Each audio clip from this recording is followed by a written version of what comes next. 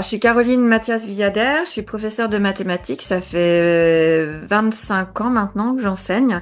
La quasi-totalité du temps en collège. Professeure principale, j'ai été coordinatrice numérique, coordinatrice du parcours à venir et maintenant j'ai une casquette de référente phare. Et c'est d'ailleurs avec cette casquette-là que l'année dernière j'ai lancé pour la toute première fois la Semaine du bonheur dans mon collège. Phare, c'est un programme de lutte contre le harcèlement à l'école. Avec cette casquette de référente phare, c'était la première année l'année dernière que ça se mettait vraiment en place dans notre collège. Donc il y avait des actions vraiment pour prendre en charge des situations de harcèlement. Mais on avait à cœur aussi d'ouvrir un petit peu le champ et pas voir que le côté négatif de lutte ou de réaction ou d'action sur des situations même. On voulait agir en prévention.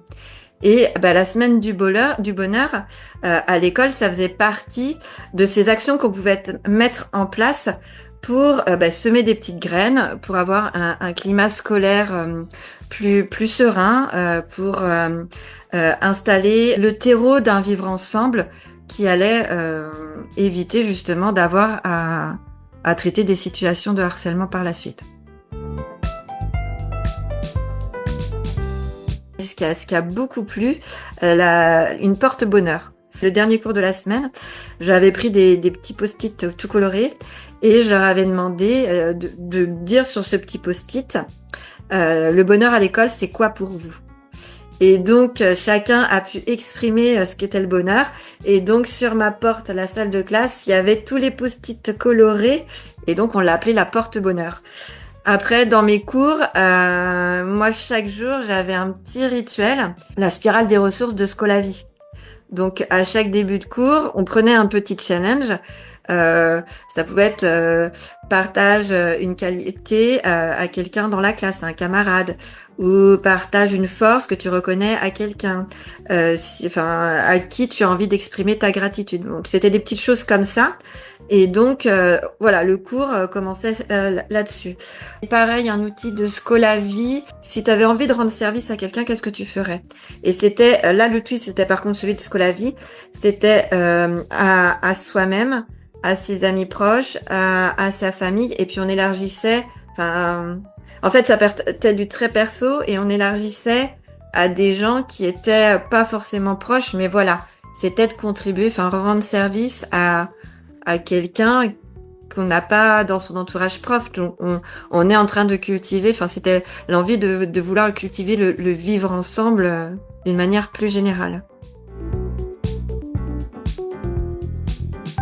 Pour certains, ils peuvent être un peu comme les enseignants, c'est-à-dire que ils vont, mais c'est vraiment à la marge. Hein. Je commence par le négatif, bah voilà, ça a été un petit peu bisounours, voilà, ça a été un petit peu bébé, mais en fait, à force de le faire, ils vont se rendre compte que c'est des émotions qui sont agréables pour eux.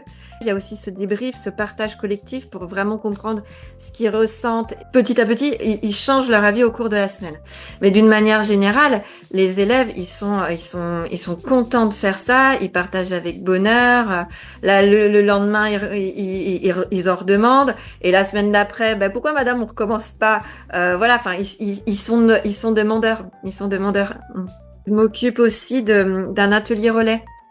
C'est des sessions de 5 semaines avec des élèves qui sont décrocheurs, malgré ce qu'on pouvait croire. Parce que l'année dernière, c'était aussi la première fois que je faisais l'atelier relais. Je me suis dit, mais ils vont jamais adhérer à ça.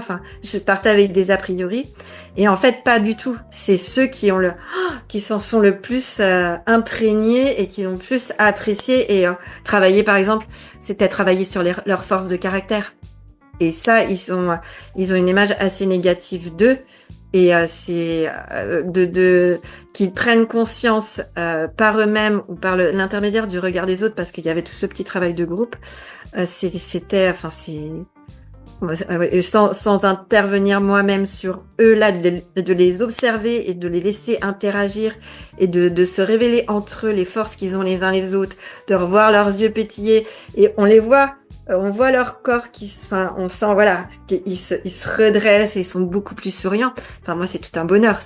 On parle du bonheur à l'école, bah, pour les élèves, mais pour moi, de voir ça, d'assister à ça, d'être le témoin de ça, c'est mon bonheur. C'est aussi le bonheur de l'enseignant.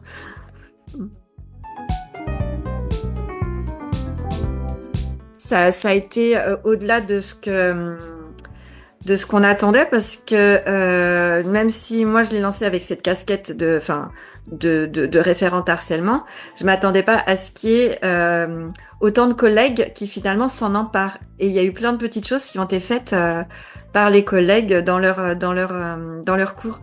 Et ça a été un petit peu contaminant. C'est-à-dire que tout le monde n'a pas osé franchir le pas officiellement, ouvertement en début de semaine.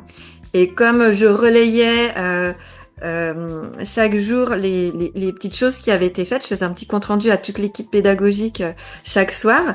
Eh ben, au fil, ça fait un petit peu boule de neige. Et puis il y a c'était bien à la fin de la semaine de revoir tout ce qui avait été mené.